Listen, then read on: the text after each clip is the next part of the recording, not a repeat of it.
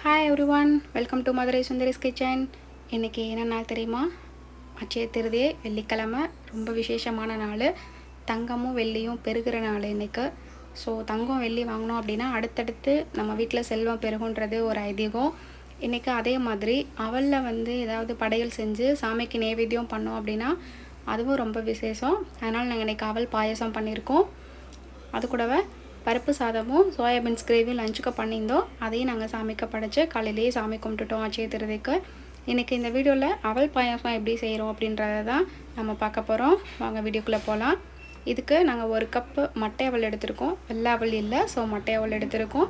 நட்ஸில் பாதாம், பிஸ்தா, கிஸ்மிஸ் பழம், அப்புறம் ஒரு ஏலக்காய் எடுத்திருக்கோம். இதெல்லாம் என்ன பண்ணணும்னா மிக்சியில் திரித்து வச்சுக்கணும்.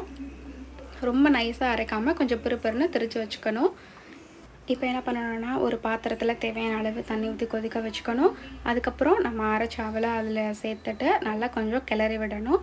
இது கொஞ்சம் கிளறினதுக்கப்புறமா லைட்டாக ஒரு பிஞ்சு உப்பு சேர்த்துக்கணும். எந்த ஒரு நாளுமே உப்பு சேர்த்து கொடுத்தா தான் அதோட இனிப்பு காரம் எல்லாமே தூக்கி கொடுக்கும். ஸோ நம்ம லைட்டாக உப்பு சேர்த்துக்கலாம். அதுக்கப்புறம் நான் 1 டம்ளர் பால் காய்ச்சி வச்சுருந்தோம். அந்த பாலை ஆட் பண்ணி நல்லா கிளறி விட்டுக்கணும். அவல் நல்லா வெந்து வரணும். ஸோ அந்தளவுக்கு நம்ம நல்லா கிண்டி விட்டுக்கலாம். இது கூட நம்மளுக்கு தேவையான அளவு சீனி ஆட் பண்ணிக்கணும். இனிப்புக்கு தேவையான அளவு சுகர் ஆட் பண்ணிக்கோங்க.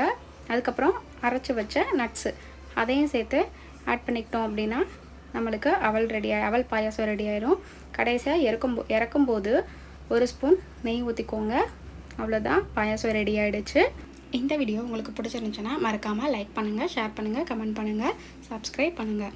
தேங்க்ஸ் ஃபார் வாட்சிங்.